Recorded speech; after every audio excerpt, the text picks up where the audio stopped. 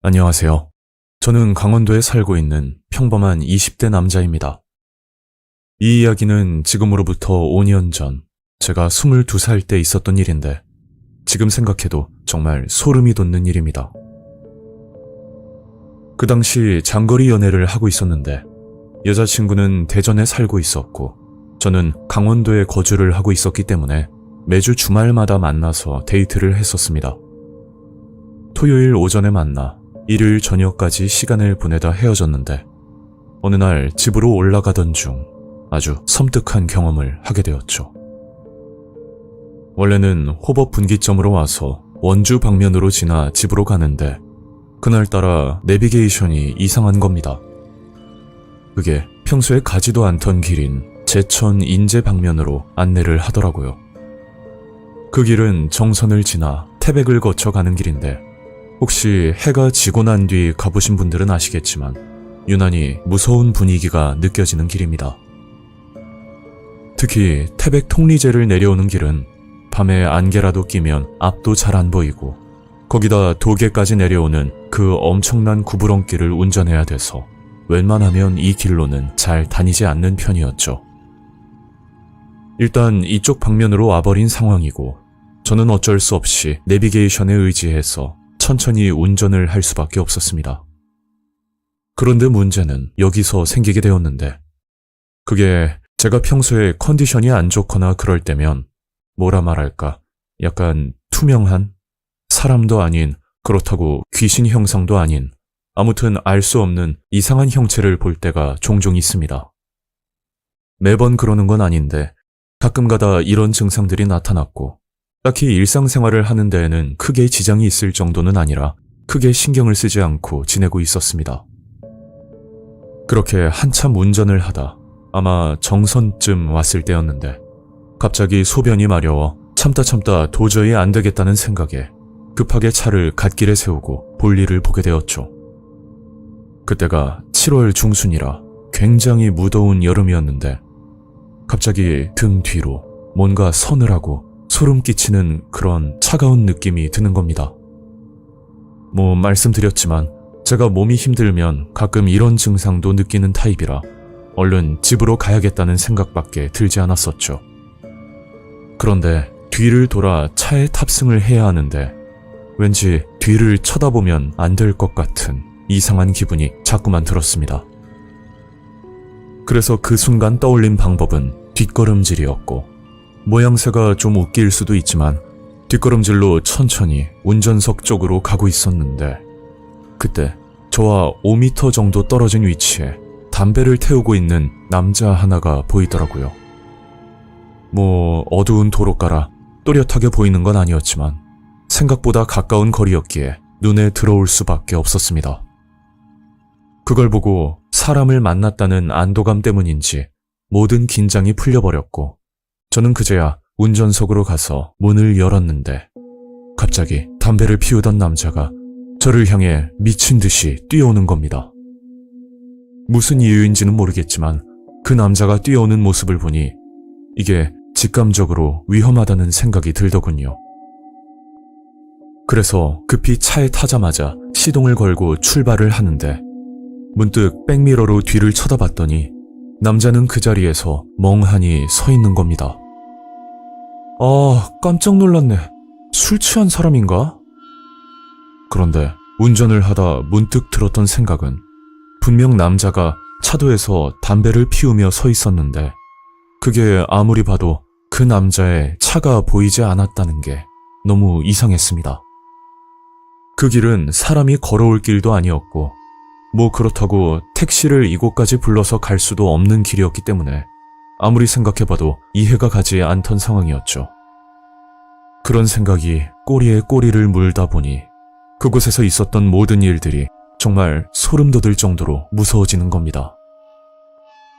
그래서 태백 황지동쯤 왔을 때 아침 출근이고 뭐고 태백에 사는 삼촌에게 전화를 드려 하룻밤만 재워달라고 부탁을 드렸었죠. 삼촌, 저 민성인데요. 정말 죄송한데 오늘 하룻밤만 재워주세요. 민성이니? 이 시간에 무슨 일이야? 그게 제가 가서 천천히 말씀드릴게요. 그래, 알겠어. 운전 조심하고 천천히 와라. 삼촌도 제가 겁에 질린 목소리를 느꼈는지 더 이상 캐묻지는 않으셨고 곧장 집으로 오라고 하셨습니다. 그렇게 겨우 삼촌 집에 도착을 했고 삼촌은 제 얼굴을 보더니 도대체 무슨 일이 있었냐고 깜짝 놀라시더라고요. 저도 뒤늦게 알았던 사실이지만 그 당시 제 얼굴이 창백할 정도로 하얗게 질려 있었고 당장 쓰러져도 이상하지 않을 정도로 심각해 보였다고 하셨죠. 그래서 삼촌에게 여자친구를 만나고 집으로 가는데 사북에서 정선으로 넘어오는 도중 제가 경험한 일들을 상세히 말씀드렸습니다. 그런 일이 있었다고? 나도 가끔 듣긴 했는데 거기가 밤에 차도 없고 한적한 도로라 벚꽃을 보는 사람이 많다고 하더라고. 아니 삼촌, 분명히 어떤 남자가 담배를 태우다가 갑자기 저를 발견하고 뛰어왔다니까요. 저는 억울하다는 듯이 삼촌에게 말씀을 드렸고 제 말을 한참 듣고 있던 삼촌이 옛날에 있었던 아주 섬뜩한 이야기를 하나 해주셨죠. 삼촌의 이야기는 제가 차를 세운 곳이 정선 카지노 근방이라고 말씀을 하셨는데 그곳 강원랜드에서 있었던 일이라고 하더라고요. 현재는 카지노의 출입 횟수 제한을 두면서 많이 사라졌다고 하는데 카지노에서 돈은 물론 집과 차량까지 잃고 극단적인 선택을 하는 경우가 꽤나 많았다고 합니다. 삼촌이 알고 있던 가장 최근의 일은 그리 오래되지는 않았다고 들었는데 아마 2013년쯤이라고 기억을 하셨죠. 삼촌이 건너 아는 지인 중에 카지노에 빠져 전 재산을 탕진하고 빚더미에 앉은 남자가 한 명 있었다고 합니다. 그 남자는 꽤나 많은 재산을 가지고 있었던 사람이라 처음에는 단순 재미로 즐겼지만 점점 중독에 가까운 상태가 되었다고 했죠. 결국 도박에 빠져 하던 일도 그만두고 심지어 사채까지 끌었으면서 남자는 도박에 빠져 살았다고 하더라고요. 여러분도 잘 알다시피 극소수를 제외하면 도박은 하면 할수록 돈을 잃게 되는 구조인데 거기다 감당하기 힘든 사채 이자까지 눈덩이처럼 불어나니 가족들에게 생활비는 고사하고 오히려 돈을 뺏어가는 상황까지 오고 말았답니다. 남자는 중독 증세가 심해지자 가족들과 합의하에 치료를 시작했지만 얼마 못 가 다시 도박에 손을 댔고 결국 가정의 불화에 시달리다 모든 게 깨질 위기였다고 했죠. 그렇게 사채업자들에게 매일같이 빚 독촉을 받다 남자는 더 이상 버티지 못하고 카지노 근처 모텔에서 숨을 거둔 채 발견이 되었다고 합니다. 그런데 남자가 사망하기 전 음성 녹음을 남겼다는데 그 내용이 카지노에 오려는 사람은 내가 죽어서도 막을 거라는 그런 절실한 내용의 메시지를 남겼다고 하더라고요. 그리고 카지노에서 수많은 돈을 잃고 빈털터리가 되면 카지노 측에서 차비 명분으로 소량의 돈을 조금 준다고 합니다. 밥 먹고 차비라도 쓰라는 최소한의 예의인 것이겠죠. 하지만 그 돈을 받은 사람들은 그 돈으로 술을 먹고 도로에 뛰어든다든지 아니면 근처 모텔에 가서 극단적인 선택을 하는 경우가 많다고 하더군요. 삼촌이 해주신 이야기를 듣고 나니 어쩌면 제가 목격했던 남자도 이런 비슷한 일을 겪었던 건 아닐까 하는 생각이 들었습니다. 헌데 요즘은 그런 일이 거의 없다고 했으니 아마 예전에 고인이 되신 분이 혹시 사람 형체로 보였던 것 같기도 하고 뭐라 설명하기가 참 미스터리했던 일이었죠.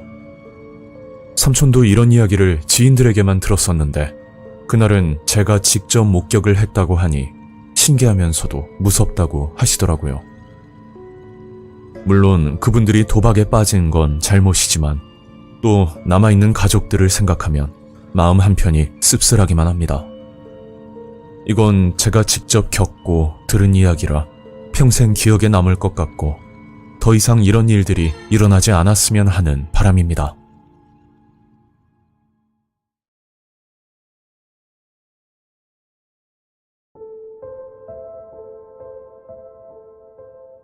이 일을 겪고 나서 많은 생각이 들었습니다. 좋은 일을 하려다가 큰 화를 입을 뻔한 사건이었죠. 집으로 돌아오는 길, 같은 길을 반복해서 돌아올 만큼 정신이 없었습니다. 때는 9년 전에 경험했던 일입니다. 저는 주말마다 관광지를 찾아다니며 풍경 사진을 찍고 다녔죠. 풍경 사진을 촬영해서 그림으로 그리는 게 취미였습니다. 무서운 경험을 하기 하루 전날 사진 촬영을 위해 관광지를 알아보던 중이었죠. 결국 강원도 정선군에 위치하는 정암사라는 사찰을 방문하기로 했습니다. 다음날 아침 일찍 일어나 준비를 하고 오전 10시쯤 정암사로 출발했죠. 강릉에서 정암사까지는 2시간 정도 걸리는 거리였죠. 삼척 톨게이트를 지나고 목적지가 5km 정도 남았을 때 시간을 봤더니 12시가 다 되어 가더군요. 정암사에 들어가기 전에 밥을 먹고 가려고 주변을 검색하니까 근방에 고안역이라는 역이 있었고 고안역 주변에 음식점들이 꽤 많았습니다. 역 주변에서 간단히 끼니를 해결하고 다시 정암사로 출발했죠. 사방에는 울창한 나무가 있는 길을 올라가고 있는데 저 멀리서 어떤 남자가 손을 흔들고 있더라고요. 그 남자와 점점 가까워질 때 갑자기 제 차를 보고 뛰어오는 겁니다.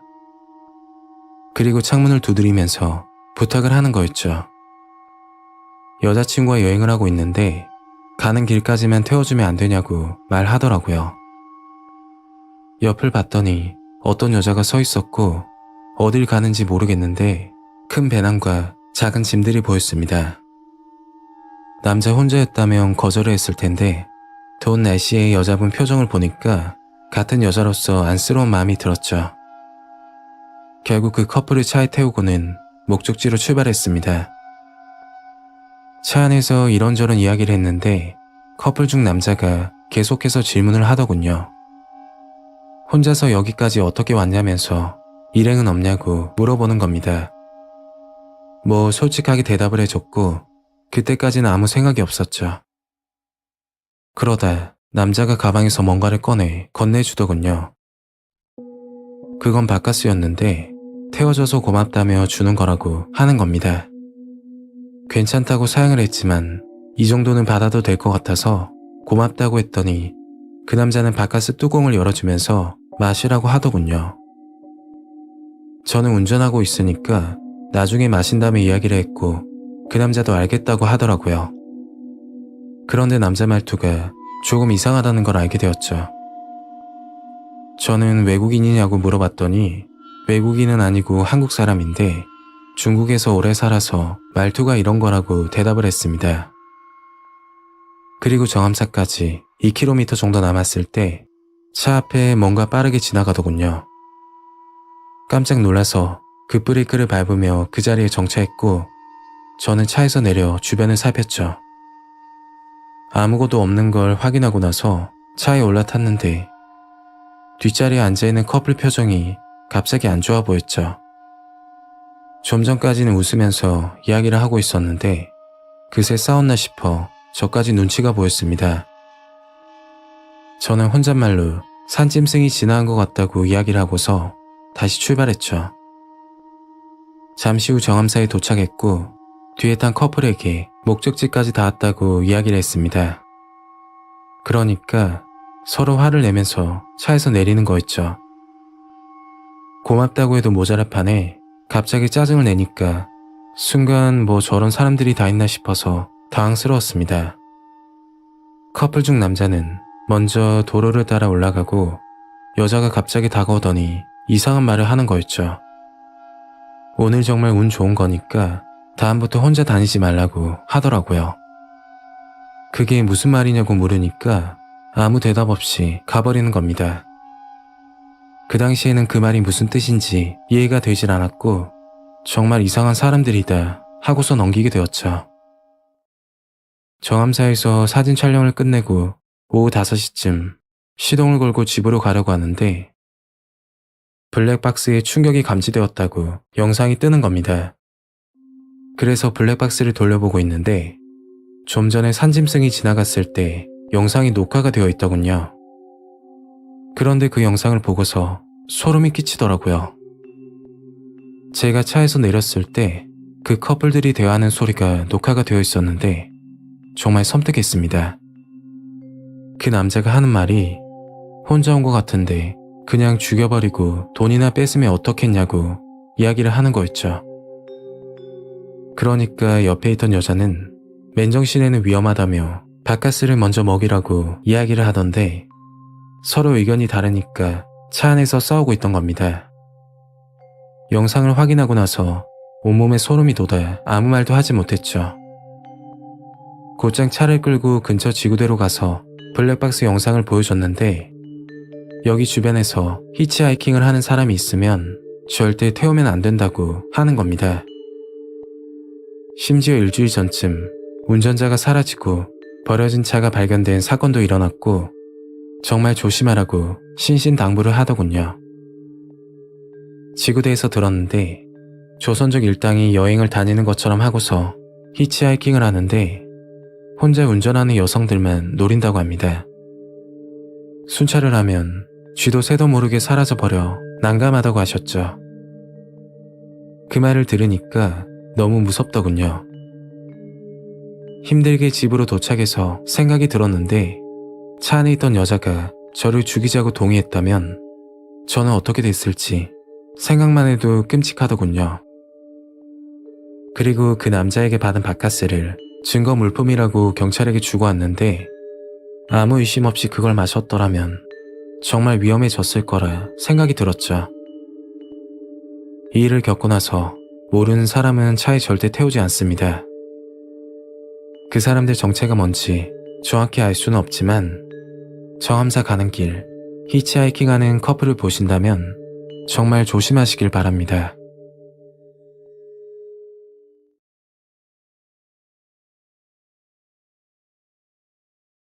안녕하세요. 저는 서울에 거주하고 있는 30대 남성입니다. 제 사연을 듣고 혹시나 이 남자를 목격하신다면 꼭 신고를 부탁드리겠습니다. 사건이 있을 당시 저는 직장 문제 때문에 서울에서 혼자 살고 있었는데 갑작스럽게 외할머니가 돌아가셨다는 소식을 듣고 급히 순천으로 향하던 중이었습니다. 정확히 2015년도에 있었던 일이고 지금 생각해봐도 정말 소름이 돋는 일이었죠. 제가 기억하기로 그날은 토요일이었고 시간은 오후 3시에서 4시쯤으로 기억합니다. 원래 계획은 곧장 장례식장으로 가려고 했지만 지방에서 올라온 친동생을 태우고 오라는 부모님의 부탁에 저는 순천역으로 목적지를 변경했었죠. 그렇게 순천역에 도착을 했고 차를 세우고 나서 동생을 기다리고 있었는데 열차 도착 시간이 다 됐음에도 동생은 나타나지 않더라고요. 열차가 지연이 되었을 수도 있고 그게 아니라면 동생이 화장실에 갔을 수도 있으니 일단 차 안에서 동생을 기다리고 있었습니다. 그런데 한참을 기다려도 동생은 나타나지 않았고 저는 뭔가 이상하다는 생각이 들어 동생에게 전화를 걸었었죠. 너 지금 어디야? 도착했어? 아, 형, 그게 있잖아. 지금 화장실이거든? 동생이 했던 말은 열차에서 내려 화장실로 향하고 있었는데 어떤 거구의 남자가 다가오더니 갑자기 밥을 사달라고 했다는 겁니다. 아니, 그게 무슨 말인데? 빨리 가야 되니까 그냥 무시하고 나와. 누가 봐도 이상한 사람 같은데 왜 그런 사람을 상대하고 있는지 너무 답답해서 동생에게 짜증을 내듯이 말을 했었죠. 그때 갑자기 전화가 끊어졌고 다시 전화를 걸었지만 동생이 휴대폰을 떨어뜨렸는지 전화기가 꺼져 있다는 음성만 흘러나오더군요. 저는 차에서 내려 순천역 안으로 들어갔고 화장실부터 역 내부를 살펴봤지만 동생은 어디로 간 건지 도무지 찾을 수가 없었습니다. 그렇게 한참을 돌아다니다 드디어 동생을 찾을 수가 있었는데, 동생은 역 외부 포토존 근처에서 어떤 남자와 같이 서 있더라고요. 그래서 가까이 다가갔더니 그 남자가 동생의 옷을 잡고 억지로 끌고 가려는 모습처럼 보였습니다. 남자는 운동복 차림이라고 해야 하나? 마라톤 할 때 쓰는 머리띠를 하고 손목에는 아대까지 착용을 했던데, 몸무게가 100kg는 훌쩍 넘어 보일 정도로 굉장히 큰 거구의 남자였죠. 저기요, 지금 뭐 하세요? 남자는 제 말을 못 들은 건지 아니면 못 듣는 척을 하는 건지 계속 동생 옷을 잡고 놔주지 않더라고요. 형, 그냥 건들지 말고 경찰에 신고해. 괜히 이런 사람 건드렸다가 쌍방폭행으로 우리만 불리해져. 뭐 요즘 세상이 워낙 이상하니까 저는 동생 말대로 경찰을 부르고 나서 부모님께도 상황을 설명해드렸죠. 경찰이 오기 전까지 남자를 유심히 살펴보니 계속 혼잣말을 중얼거렸고, 자세한 건 모르겠지만 정상적으로는 보이지 않더라고요. 남자는 계속 배가 고프다면서 밥을 사달라는 말을 반복하는데, 그런 와중에도 동생 옷을 잡고서 끝까지 놔주지 않았습니다.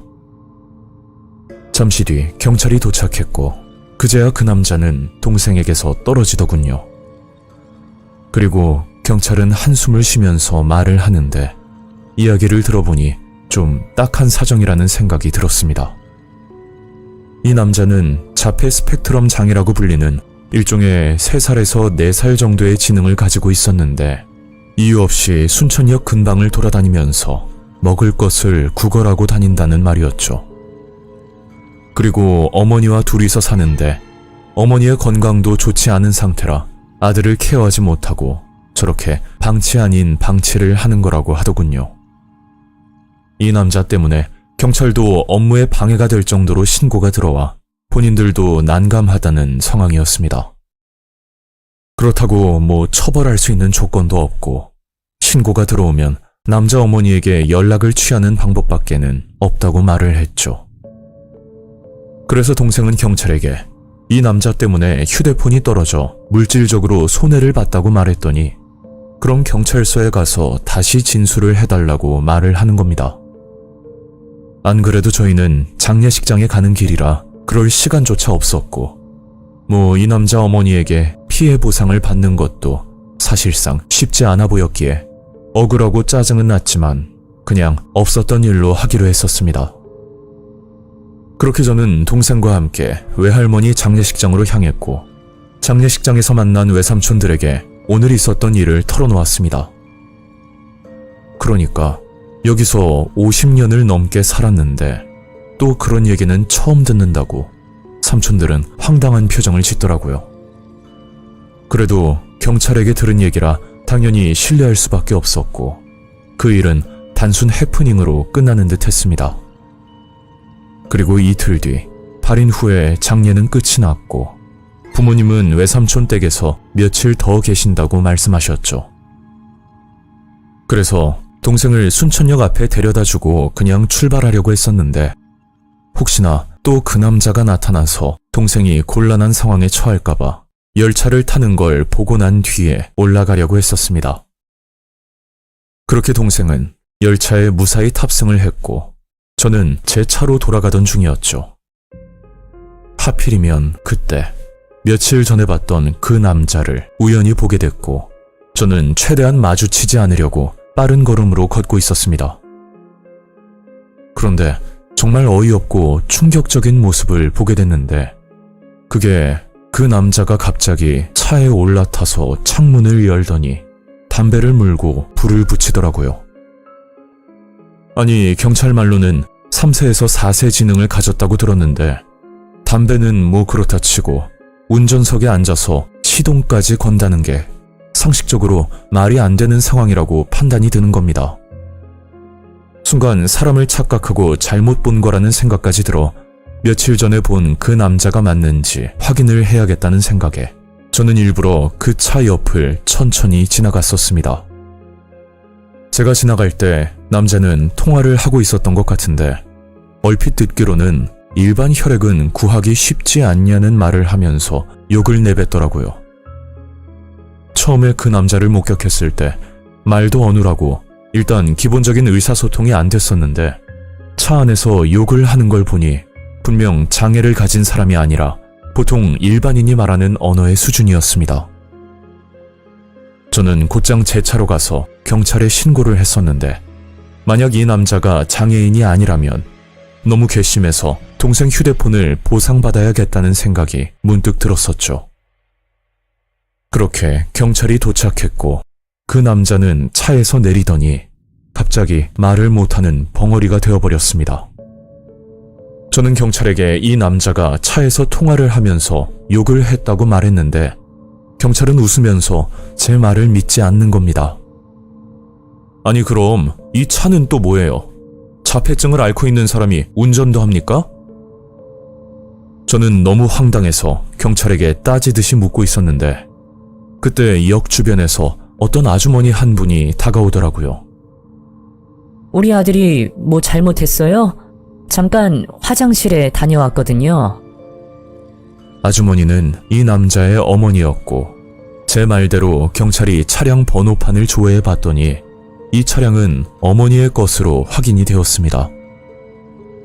그렇게 아무것도 밝히지 못하고 그냥 제 차로 돌아왔고 며칠 뒤 동생과 통화를 하게 됐는데 정말 소름 끼치는 공통점 하나를 찾게 되었죠.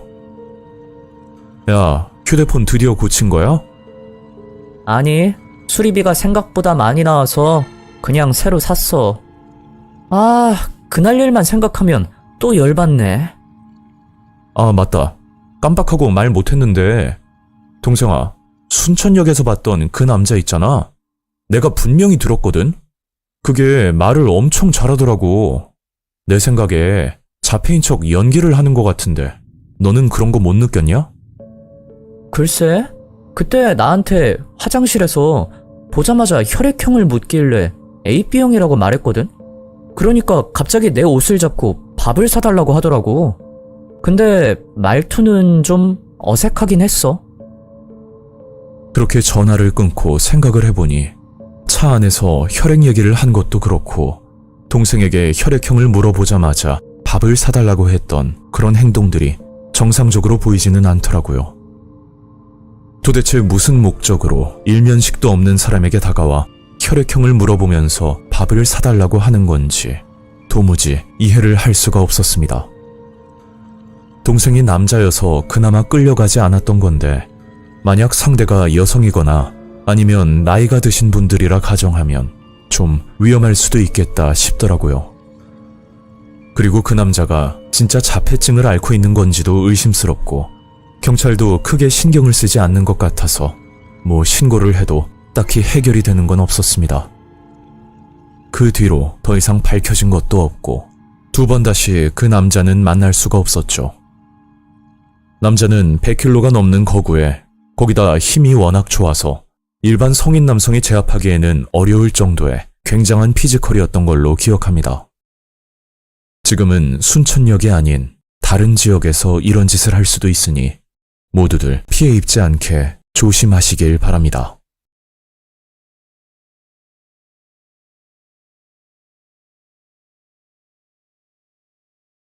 안녕하세요. 저는 대전에 살고 있는 30대 여성입니다. 이 일은 제가 살면서 겪은 일 중에 가장 소름이 돋았던 경험인데 현실을 부정하고 싶을 정도로 너무 무서운 일이었죠. 지금부터 5년 전쯤 제가 20대 후반일 때 겪었던 일입니다. 이야기에 앞서 참고로 저는 20살이 되자마자 운전면허를 취득했었는데 기간이 꽤 지났지만 그동안 여러 가지 사정과 갖가지 핑계를 대며 운전을 하지 않았습니다. 뭐 솔직히 말하자면 운전 감각이 그렇게 좋지 않았던 탓도 있고 제 성격이 조심성이 부족한 편이라 그런지 몰라도 괜히 차를 끌고 나가서 사고라도 나면 어쩌나 하는 걱정이 가장 크게 적용했죠. 그러다 뒤늦게 운전을 할 수밖에 없는 계기가 생겼는데 그게 오래전 알고 지내던 친구가 여러 가지 주방용품을 판매하는 쇼핑몰을 오픈할 예정이었고 저보고 같이 동업을 해보지 않겠냐는 제안을 하더군요. 계약 조건부터 수익을 분배하는 방식까지 모든 게 좋은 조건이었는데 한 가지 걸렸던 건 직접 운전을 해서 거래처를 다녀와야 한다는 점이었습니다. 거래처는 다양한 위치에 있었는데 주 거래처로만 볼 때 비교적 가깝다고 볼 수 있는 곳은 대략 30km 정도였고 조금 멀다 싶은 곳은 기본적으로 100km가 넘는 거리였죠. 뭐 일단 운전 때문에 일을 포기하는 건 기회가 너무 아깝다고 판단이 들어 초보 운전이라 생각하고 처음부터 다시 운전 연습을 시작했습니다. 일을 시작하기 전까지 2달 정도 시간이 있었기 때문에 시간이 날 때마다 틈틈이 연습을 했었고 그렇게 일을 시작하게 되었죠. 그리고 두 번째 거래처를 방문하는 날 정말 충격적인 사건이 일어났고 아직도 그날 기억은 잊을 수가 없습니다.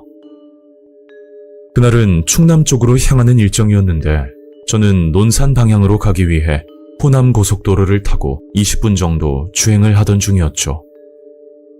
그때 자동차 계기판에 느낌표 알림이 생기더니 갑자기 타이어 경고등이 들어왔고 얼른 차를 세우기 위해 주변을 살펴보고 있었습니다. 안 그래도 운전 경력이 없는 데다가 이런 경우는 처음이라 굉장히 당황스러웠는데 고속도로라 차를 세우기도 애매하고 정말 난감한 상황이었죠. 그렇게 겁을 먹은 채로 한참을 더 달리다 전방에 졸음쉼터 하나가 보이더군요. 위치는 북대전 졸음쉼터였는데 급하게 차를 세우고 타이어를 확인했더니 제 걱정과는 다르게 외관상으로는 멀쩡해 보였습니다. 괜찮은 것 같은데? 저는 짧은 시간이었지만 워낙 긴장을 했던 탓인지 급하게 화장실을 다녀왔고 다시 차에 올라타려고 하는데 사고나 고장난 차를 견인하는 레카차 한 대가 다가오더니 창문을 열고 어떤 아저씨가 말을 걸더군요. 아가씨, 혹시 일행 있어요? 갑자기 다가와 이상한 말을 하니 좀 황당하긴 했지만 무슨 일이냐고 물어봤죠. 그러니까 아저씨가 하는 말은 졸음쉼터로 들어오면서 제 차를 봤는데 차 뒤에서 검은색 연기가 난다고 말을 하는 겁니다. 제가 차 좀 봐드릴게요. 아저씨는 차에서 내려 이것저것을 살펴보더니 한숨을 쉬면서 심각하게 말을 하더군요. 어쩌죠?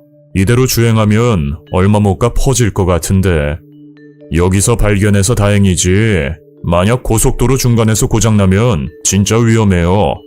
제가 카센터까지 견인해 드릴 테니까 얼른 차에 타세요. 시간 없어요. 안 그래도 차에 대해서 잘 모르는데 그런 말을 들으니 너무 겁이 나서 아저씨에게 도움을 받기로 했죠. 물론 보험회사를 부르면 되지만 사람이 당황을 하다 보니 뭔가 홀린 것처럼 판단력이 흐려지면서 아무 생각이 들지 않더군요. 일단 그렇게 차를 견인하고 저는 아저씨와 카센터로 가기 위해 레카차 조수석에 올라탔죠. 그런데 기분 탓인지 모르겠지만 차에 타자마자 아저씨 표정이 확 달라지면서 좀 섬뜩한 느낌을 받았습니다. 저 카센터까지는 얼마나 걸려요? 제 질문에 아저씨는 아무 말도 하지 않고 한 손에는 휴대폰을 들고 어디론가 문자를 보내고 있더군요.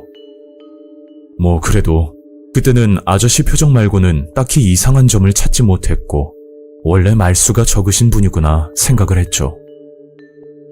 그렇게 제일 가까운 고속도로 출구를 빠져나와 일반 도로를 달리고 있는데 지금까지 말이 없던 아저씨가 혼잣말을 하기 시작하는 겁니다. 아유, 넌 안 되겠다, 안 되겠어. 평생 갇혀 살아봐야 정신 차리지. 갑자기 이유도 없이 이런 말들을 하는데 그 순간은 너무 무서웠고 얼른 차에서 내려야겠다는 생각밖에 들지 않았죠. 아저씨, 그냥 여기서 세워주세요. 제가 보험회사 불러서 처리할게요. 그 말이 끝나자마자 아저씨는 제 팔을 잡고 절대 안 된다며 소리를 질렀고 저는 놀란 나머지 급하게 문을 열고 도망가려고 했으나 아무리 손잡이를 잡아당겨도 문이 열리지 않더군요.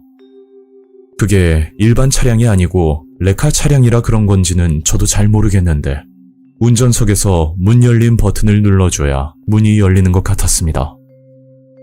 그 순간은 납치라도 당한 건가 싶어 경찰에 신고를 하려고 했지만 아저씨가 제 팔을 잡고 있는 탓에 가방 안에 들어있는 휴대폰을 꺼내는 것 자체가 쉽지 않더라고요.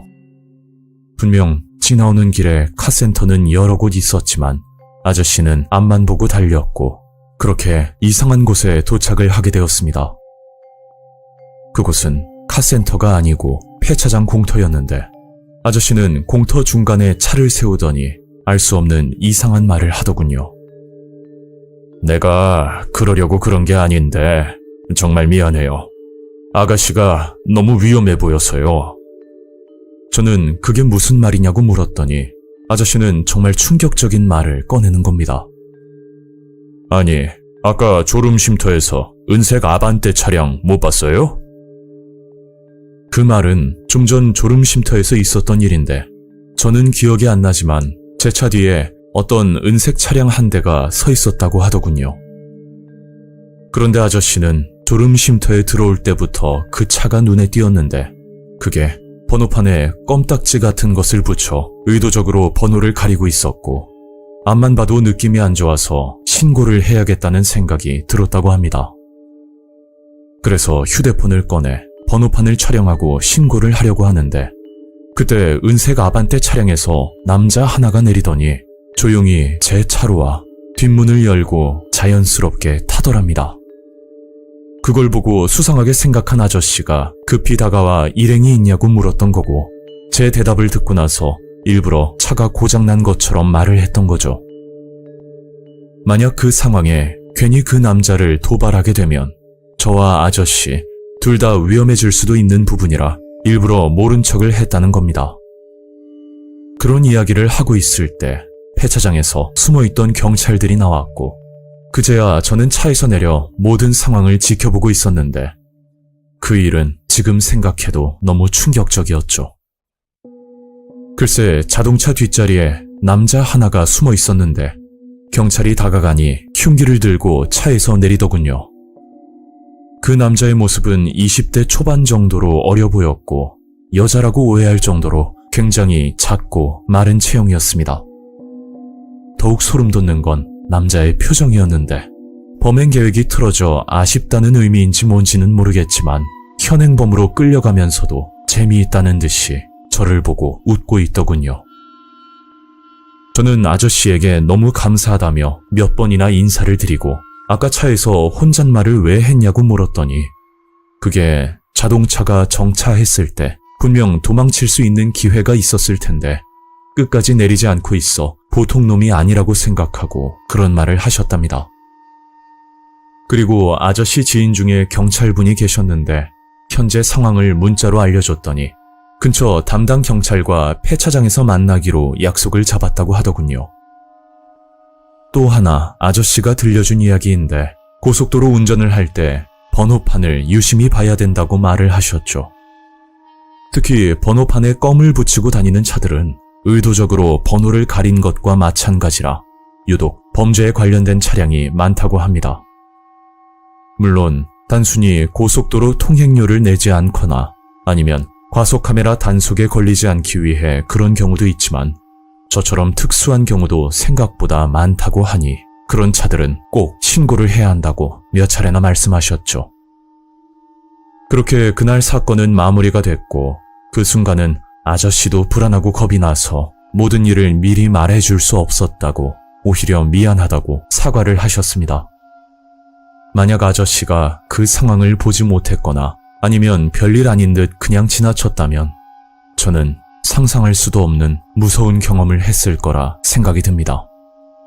아니, 여기에 사연을 보낼 수도 없었을지도 모르겠네요. 그 일을 겪고 난 후로는 잠깐 자리를 비울 때도 항상 차 문을 잠그고 내리는 버릇이 생겼고 생명의 은인이었던 아저씨와 현재까지도 안부를 물으며 잘 지내고 있습니다.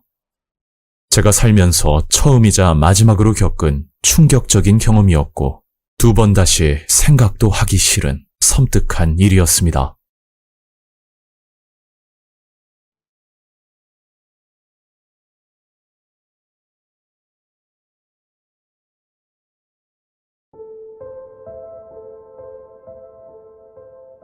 때는 7년 전쯤 있었던 일입니다. 실제로 겪은 실화이고 사연을 보내면서 그날 일을 생각하니 정말 무섭네요. 이야기의 시작은 늦은 저녁 급하게 본가로 내려가면서 시작됩니다. 11시쯤 됐을 거예요. 잠을 자려고 누웠는데 늦은 밤 전화 한 통이 걸려왔죠. 외삼촌에게 온 전화였는데 아버지가 위급하다는 전화였습니다. 평소에 지병이 있어서 관리를 하셨는데 갑작스럽게 위급하다는 전화를 받게 되니까 가슴이 내려앉는 기분이었죠. 저는 광주 물류센터에서 일을 하고 있었는데 다음날 배송 업무에 차질이 생기지 않게 회사에 급히 이야기를 하고서 늦은 밤 본가에 내려가게 됩니다. 본가는 순천 송강면, 쉽게 설명하면 농가밭이 대부분인 시골의 모습이라고 생각하면 될 거예요. 호남 고속도로를 타고 대략 1시간 정도 걸리는데 아버지가 위급하다고 하셔서 평소보다 속도를 내고 이동 중이었습니다. 운전을 하던 도중 삼촌에게 전화가 왔고 그제서야 긴장이 풀리더라고요.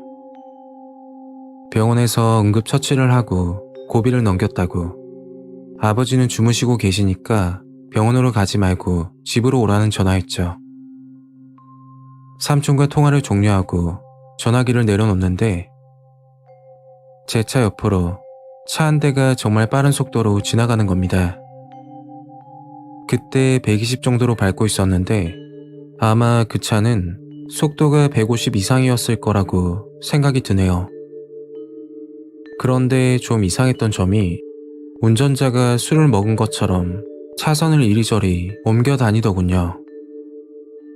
그 차와 가까이 붙으면 사고라도 날 정도로 이상하게 운전을 하면서 가더라고요. 어두워서 잘 보이진 않았는데 자동차 위에 빨간색 불이 들어와 있었고 빨간색 불이 꺼졌다 켜졌다 하면서 깜빡거리는 겁니다. 처음 그걸 봤을 때는 자동차를 튜닝했나 생각이 들었는데 순간 머릿속에 떠오르는 게 있었죠.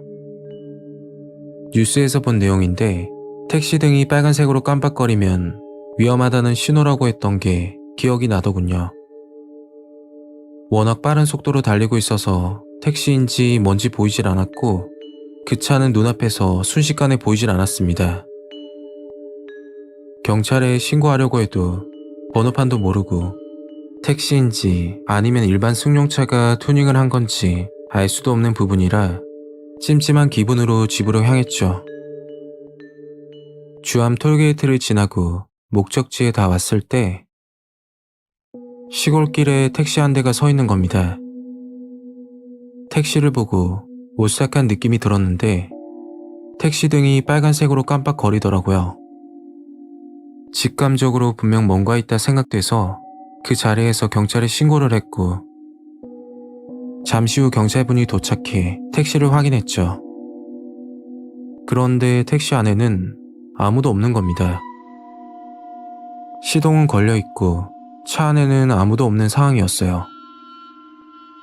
저는 신고까지 했고 더 이상 여기 있을 이유가 없어서 집으로 갔죠.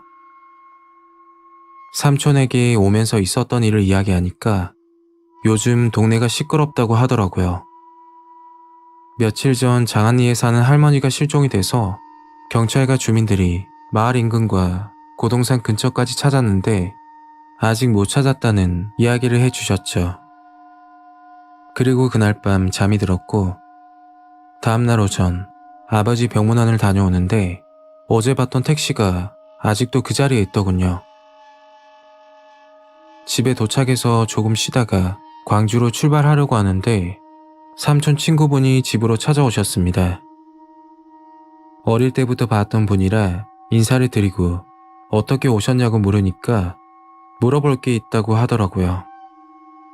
어제 밤이나 오늘 아침에 누가 찾아온 적 있냐고 물으시던데 저는 아무도 없었으니까 있는 그대로 말씀드렸죠. 그리고 이상한 질문을 또 하는 겁니다. 마을에 택시 한 대가 서 있던데 누가 경찰에 신고했냐고 묻더라고요. 그래서 어젯밤에 택시 빨간 등이 깜빡거리길래 제가 신고했다 라고 말을 하려고 하는데 삼촌이 들어오셨죠. 삼촌 친구는 바빠서 먼저 가본다고 나가더군요. 그날 3시쯤 광주로 출발했고 회사를 다니며 일상적인 생활을 했죠. 가끔씩 빨간색 등이 켜진 택시가 생각이 났지만 별일 아닐 거라고 생각하고 잊고 지냈습니다.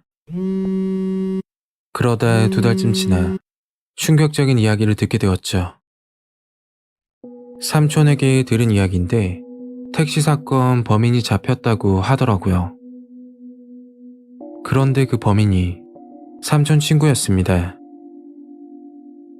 삼촌 친구는 평소에 술을 좋아했는데 광주에서 친구들과 술을 먹고 나서 택시를 타고 집으로 가고 있었다고 했죠.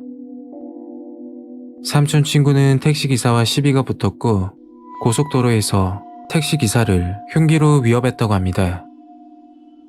그 택시를 제가 본 거였죠. 송광면으로 들어와서 택시는 정차했고 삼촌 친구가 한눈을 팔 때 택시기사는 도망을 갔다고 합니다. 그리고 다음날 저희 집에 찾아와서 누가 찾아온 적 없냐고 물어본 거였죠. 어릴 때부터 봤던 사람이 그런 짓을 했다는 게 정말 소름이 끼치더라고요. 더 충격적인 사실은 장안리에 살던 실종된 할머니도 삼촌 친구와 연관이 있을 거라고 말을 하는 겁니다. 그때 삼촌 친구가 집으로 찾아왔을 때 누가 신고했냐고 물어봤던 게 보복을 하려고 했을지도 모른다고 생각을 하니까 섬뜩하더라고요. 다행히 택시 기사분은 무사하셨고 실종된 할머니는 아직까지 소식이 없다고 합니다. 택시 등이 빨간색으로 깜빡거리는 걸 보신다면 기사분이 위험하다는 신호라고 하니까 꼭 신고해 주시길 바랍니다.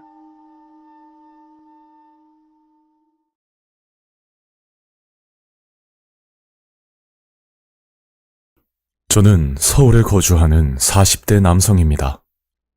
제 사연은 지금부터 13년 전 2010년에 있었던 일인데 아직까지 범인이 잡히지 않은 정말 섬뜩한 사건입니다. 지금부터 13년 전 제가 정확히 30살 때 겪었던 일이죠. 그 당시 저는 보험 영업 사원으로 일을 하고 있었고 주 업무는 고객 관리를 담당하고 있었습니다. 직업 특성상 외근이 잦은 편이었고 다양한 사람들을 만나다 보니 별의별 일이 다 있었죠. 그러다 정말 소름 끼치는 무서운 경험을 하게 됩니다. 사건이 있었던 그날은 지방 출장을 다녀오던 길이었고 시간은 밤 9시를 향해 가고 있었죠. 그 당시 저희 집은 종로구에 위치하고 있었는데 집으로 가는 길목에 쪽방촌이 있는 골목을 지나야 해서 다른 길보다 밤길이 굉장히 어두운 편이었습니다.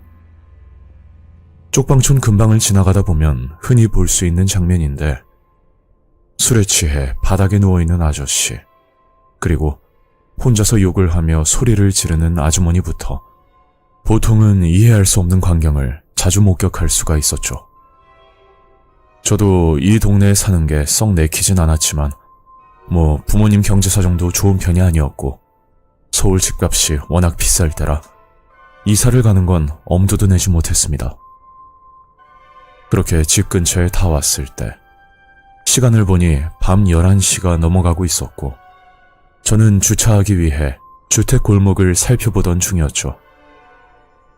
제가 살던 주택 골목은 항상 주차 때문에 스트레스를 받는 곳인데 일찍 퇴근할 때도 빈자리가 없어 한참을 찾아야 하는 실정입니다.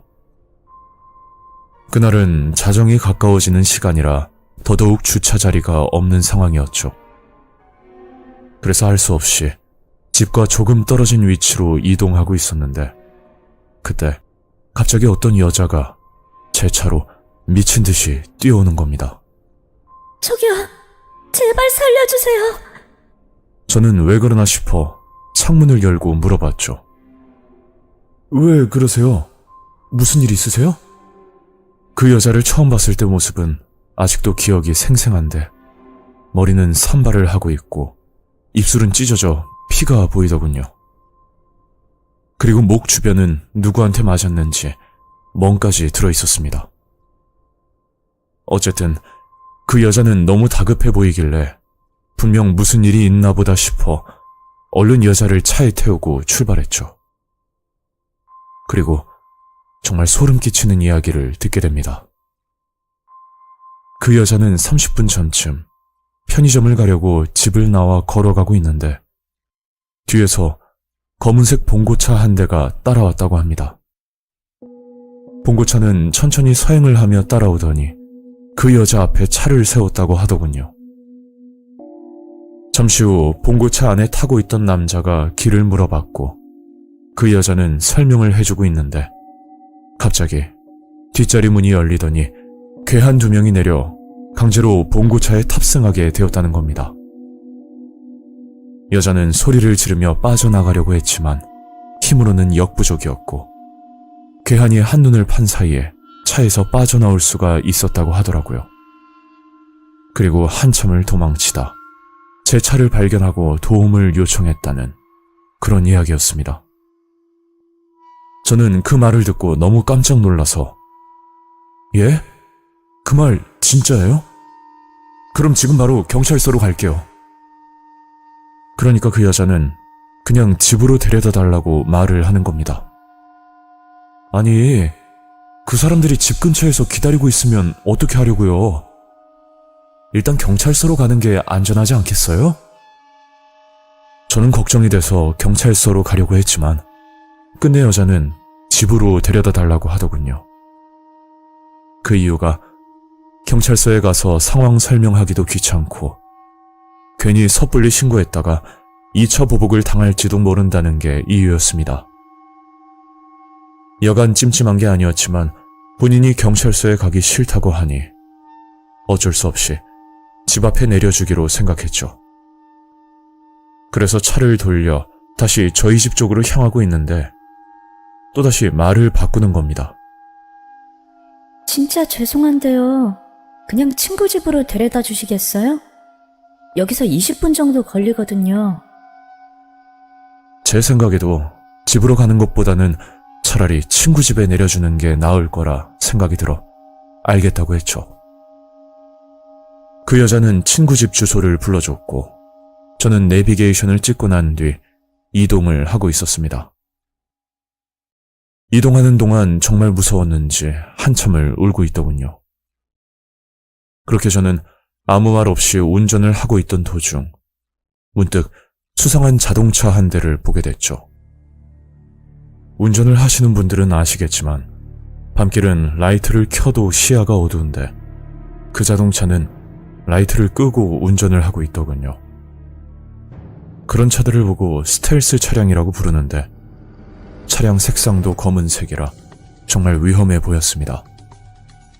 뭐 그건 그렇다 치고 좀 전부터 제 차를 따라온다는 오싹한 느낌을 받았죠.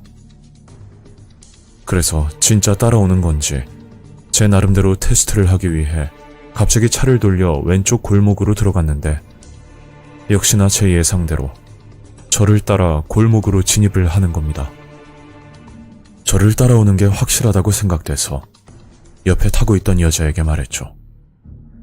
저기요, 아까 검은색 봉고차라고 하셨잖아요. 혹시 지금 뒤따라오는 저 차 맞죠? 여자는 뒤를 살피더니 애매한 표정으로 그 차가 맞는지 잘 모르겠다는 말을 하더군요. 확실하진 않지만 만약 제가 여자를 태운 사실을 알고 따라온 거라면 친구 집으로 가는 것도 안전하지 않을 거라 생각이 들었습니다. 저기요, 그냥 경찰서로 데려다 드릴게요. 저놈들이 아까부터 뒤따라오고 있거든요.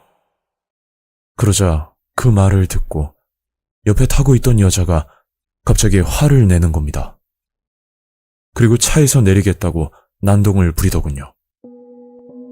저는 너무 황당하고 어이가 없어서 차를 급하게 세웠고 여자는 차에서 내려 어디론가 뛰어갔죠. 그렇게 그냥 집으로 가려니 너무 찜찜하고 그 여자가 너무 걱정이 돼서 이번에는 제가 검은색 봉고차를 따라가기로 결정했습니다. 최대한 모르게끔 거리를 두며 지켜봤고 혹시나 위험하다고 판단되면 곧장 경찰에 신고하려던 참이었죠. 그런데 잠시 후 정말 이해할 수 없는 장면을 보고 말았습니다. 검은색 봉고차는 갓길에 차를 세우더니 누군가를 기다리는 모양인 듯 한참을 그 자리에 있더군요. 대략 10분쯤 지났나?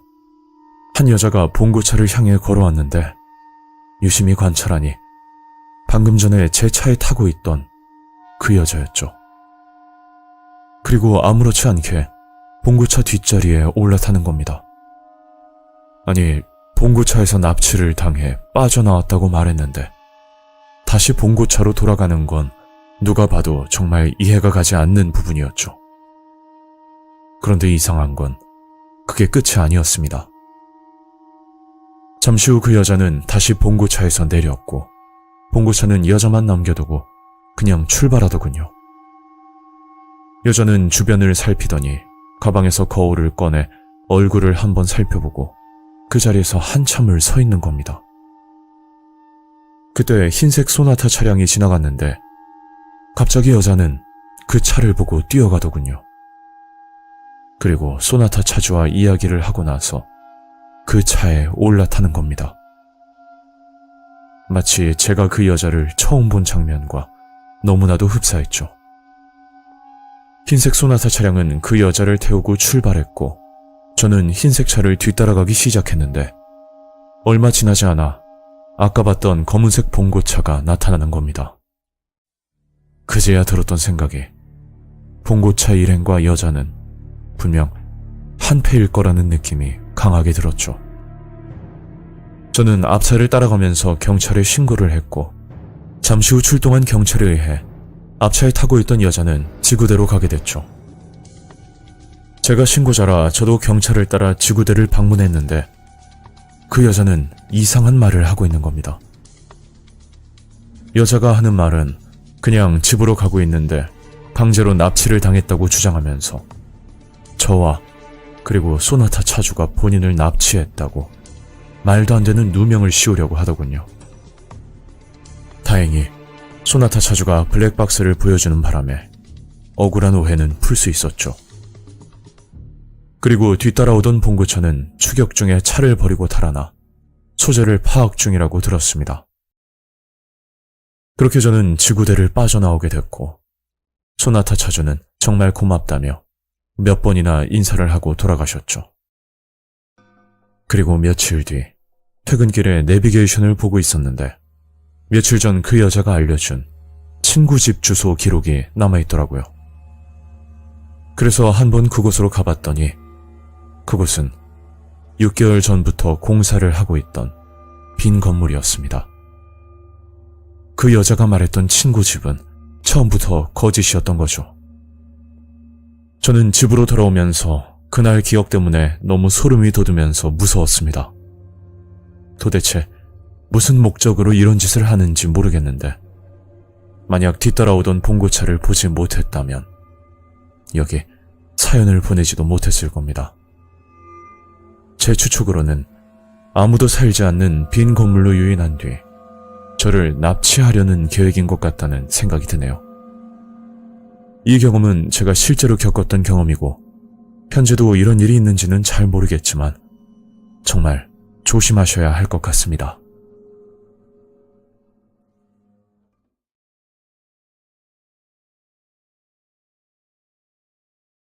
안녕하세요. 저는 부산에 살고 있는 40대 남성입니다. 지금부터 대략 14년 정도 지난 일이고 시청자분들께 도움이 되었으면 하는 바람에서 사연을 제보하게 되었습니다. 그 시절 저는 부산 동래역 근처에서 호프집을 운영하고 있었습니다. 규모가 작은 편이라 아는 지인과 둘이서 일을 하고 있었고 주말을 제외하면 비교적 한가한 편이었죠. 그렇게 호프집을 운영하던 중 사건이 시작된 건 월요일 저녁이었습니다. 앞전에 말씀드렸듯이 평일 저녁은 크게 바쁘지 않아서 그날은 새벽 시간 일찍 마감을 하고 가게에서 지인과 술을 한잔하고 있었죠. 각자 소주 한 병 정도 마셨는데 그때 시간이 아마 새벽 3시 정도 됐을 거예요. 저는 지인과 함께 먹었던 테이블을 치우고 나서 집으로 가기 위해 대리운전 기사를 기다리고 있었습니다. 그리고 20분 정도 흘러 기사분이 오셨죠. 기사님, 부산대 근처에서 한번 세워주시고 저는 구서동에서 내릴게요. 저와 같이 일하던 지인이 부산대 근방에서 자취를 하고 있었는데 어차피 같은 방향이라 가는 도중 내려달라는 말이었습니다. 그렇게 차는 출발했고 부산역에서 지인이 내리고 나서 다시 구서동으로 출발했죠. 술기운도 올라오고 피곤이 몰려와 갑자기 졸음이 쏟아지려고 하는데 그때 대리기사님이 뭔가를 보고 말을 하더군요. 아이고, 저 아저씨 술 많이 드셨나 보네요. 저는 기사님 말을 듣고 옆을 쳐다보니까 중년의 아저씨가 몸을 비틀거리면서 힘들게 걷고 있는 모습이 보였습니다. 아저씨는 손가락으로 어딘가를 가리키면서 소리를 지르고 있었는데 아저씨가 가리키는 곳에는 흰색 봉고차 한 대가 서 있더군요. 누가 봐도 그 모습은 술에 취한 취객으로 보일 수밖에 없었습니다.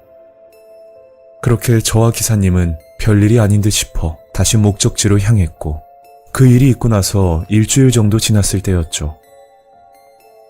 그날 새벽 퇴근하고 집으로 가고 있는데 부산대를 지나 장전동 횡단보도 길가에 현수막 하나가 걸려있더군요. 현수막 내용을 간추려 말씀드리면 새벽 시간 일어난 뺑소니 사망사고에 대해 목격자를 찾는다는 내용이었습니다. 그런데 현수막에 적힌 날짜와 시간, 그리고 사건의 내용을 보니 글쎄 일주일 전 대리기사님과 목격했던 술 취한 아저씨 기억이 나더군요. 현수막 내용 중 흰색 봉고차라는 단어가 기재되어 있어서 더욱 기억이 난 것 같습니다. 그리고 갑자기 들었던 생각은 그날 아저씨가 술에 취한 게 아니었고 뺑소니 사고를 당해 비틀거리며 걸었던 건 아닐까 그런 생각이 들었죠. 저는 집으로 가서 통화 목록을 확인했더니 다행히 대리기사님 번호가 남아 있었고 다음날 오전 기사님께 전화를 걸었습니다. 안녕하세요, 기사님. 저 일주일 전에 대리 이용했던 사람인데요. 저는 현수막에 나와 있는 내용을 설명하면서 그날 목격한 게 뺑소니 사고인 것 같다며 기억나는 부분이 없냐고 여쭤봤죠. 그러니까 기사님이 하시는 말이 차종은 흰색 스타렉스였고 자동차 옆면에 무지개색 스티커가 붙여져 있었던 기억이 난다며 말씀하셨습니다. 그리고 더 이상 기억이 나지 않는다고 하셨고 사건이 일어난 지 벌써 일주일이란 시간이 흘러 블랙박스 영상도 남아있지 않는 상황이었죠. 그렇게 하루 이틀 시간이 흘렀고 여전히 그곳에는 현수막이 걸려 있었습니다. 저는 출퇴근 시 현수막을 볼 때마다 아저씨 생각이 나면서 이상하게 죄책감이 들더군요. 만약 그때 차에서 내려 아저씨를 도왔다면 아저씨가 무사하지 않았을까, 그런 여러 가지 생각들이 머릿속에서 잊혀지지 않았습니다. 이미 시간이 한참 흘렀지만 제가 목격했던 짧은 순간이라도 도움이 되었으면 좋겠다는 생각에 현수막에 나와 있는 번호로 전화를 걸었죠. 저 뺑소니 사건 현수막 보고 연락드렸는데요. 전화를 받은 건 젊은 남자였는데 제가 현장을 목격했다고 하니 깜짝 놀라는 말투였죠. 그리고 만나서 목격담을 자세하게 듣고 싶다며 언제 시간이 되냐고 묻는 겁니다. 그게 어떤 아저씨와 흰색 봉고차를 보긴 봤는데 상세하게 본 건 아니라 만나도 더 이상 드릴 말씀이 없을 것 같아요. 그러자 그 남자는 꼭 한번 만나고 싶다고 몇 차례 부탁을 했고 마음이 약해진 저는 가게 주소를 불러주고 시간 날 때 찾아오라고 말했죠. 그리고 다음 날 어떤 남자가 가게로 찾아와 문 앞에 서 있더군요. 아직 오픈도 안 했는데 누구세요? 알고 보니 어제 뺑소니 사건으로 저와 통화를 했던 남자였고 그날 사건에 대해 빠짐없이 이야기를 해달라는 겁니다. 그래서 대리기사님과 목격했던 내용을 상세히 말해줬고 그 남자는 한참을 듣고 있다가 말을 하더군요. 그럼 뺑소니 차량 번호판은 못 보신 거네요? 그쵸? 남자는 한숨을 푹 쉬면서 가게를 나갔고 그 순간 대리기사님께 들었던 무지개 색깔 스티커가 생각이 나서 뒤늦게 그 남자에게 말을 해주기 위해 서둘러 쫓아갔습니다. 저기요, 잠깐만요. 제가 대리기사님께 들었던 내용이 있는데요. 그 남자는 차에 올라타려고 하고 있었고 그때 이상한 걸 보게 됐죠. 차 뒤편에 무지개 색깔 스티커가 붙어 있었는데 조그만 글씨로 한마음 수련원이라고 적혀 있더군요. 왜 그러세요? 아니, 깜빡하고 못해준 이야기가 있어서요. 저는 대리기사님께 들었던 내용 중 뺑소니 봉고차에 무지개 스티커가 붙어 있었다고 말을 해줬죠. 그런 스티커가 한둘이겠어요? 근데 제가 개인적으로 물어볼 게 있는데 대리기사님 번호 좀 알려주세요. 그때부터 남자의 표정과 행동이 뭔가 이상하다고 느껴지더라고요. 이상한 것도 이상한 거지만 그 남자 차에 붙은 무지개 스티커도 우연이라고 하기에는 너무 수상한 부분이었죠. 분명 뭔가 숨기고 있다는 느낌이 강하게 들어 늦었지만 그 남자 신분을 물었습니다. 저는 당연히 피해자 가족이라 생각했죠. 저기요, 그런데 피해자와 무슨 사이세요? 그러자 그 남자는 본인이 피해자 아들이라면서 오늘 언급한 내용은 무조건 비밀로 해달라며 신신당부하더군요. 아, 그러시구나. 근데 차 뒤에 붙어있는 무지개 스티커는 뭐예요? 제 말에 더 이상 할 말이 없는지 그 남자는 대답을 하지 않고 그냥 가버렸죠. 남자의 행동이 너무 수상하다 생각이 들어 번호판을 기억해두고 곧장 경찰에 신고를 했지만 명확한 증거가 없어 사건 접수조차 되질 않았습니다. 그리고 그 일이 있고 바로 다음 날 늘 걸려있던 현수막이 사라져 있더군요. 경찰에 문의를 했더니 현수막은 관할 구청에서 관리하고 본인들은 전혀 모른다고 대답을 하던데 결론은 그곳에서 뺑소니 사고가 있었던 건 맞지만 제가 본 현수막은 불법으로 설치된 거라고 말을 했죠. 그래서 제가 목격자라고 말을 했더니 그럼 직접 경찰서에 와서 진술을 해달라고 하더군요. 저는 다음날 경찰서에 가서 지금까지 있었던 일을 이야기했고 제가 할 수 있는 모든 걸 다 하고 집으로 돌아왔죠. 그리고 그날 저녁 가게 지인과 이야기를 하던 중 우연히 한마음 수련원을 검색했는데 노포동 근방에 한 곳이 나오는 겁니다.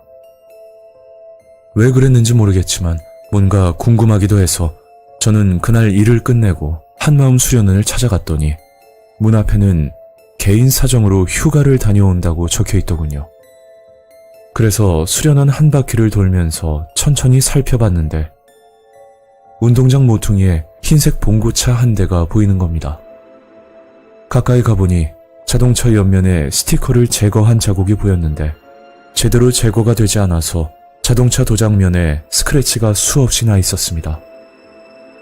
휴대폰을 찍어 확대해보니 무지개색 스티커였죠. 수련원에 있는 봉고차 사진을 찍어 경찰서를 찾아가 추가 진술을 했지만 크게 달라지는 건 없더군요. 그 후로 사건이 해결이 되었는지는 더 이상 알 길이 없었습니다. 뺑소니 현수막에 나와있던 번호는 피해자 번호가 아닌 범인이 목격자를 찾기 위해 현수막을 설치했다고 밖에 볼 수 없었죠. 증거인멸을 하려고 그랬던 것 같은데 만약 제가 뺑소니 현장을 명확하게 목격하고 현수막에 나와 있는 번호로 연락을 했다면 저도 위험 상황에 처하지 않았을까 하는 생각이 드네요. 제가 개인적으로 피해자 가족분들을 찾을 수도 없고 경찰에서는 같은 말만 반복하니 제가 할 수 있는 건 더 이상 없었습니다. 시청자분들께 꼭 말씀드리고 싶은 건 만약 목격자를 찾는다는 현수막을 보게 되면 현수막 왼쪽 부분에 폴리스 마크가 있는지 꼭 확인하시길 바랍니다. 그게 없다면 개인적으로 설치한 현수막이라고 볼 수 있는데 그럴 경우 한 번 더 생각하고 연락하셔야 될 것 같습니다. 벌써 긴 시간이 흘렀지만 아직까지 무서운 기억으로 남아 있습니다. 오늘 이야기는 여기까지입니다. 구독과 좋아요 잊지 않으셨죠? 다음 영상으로 또 뵐게요. 감사합니다.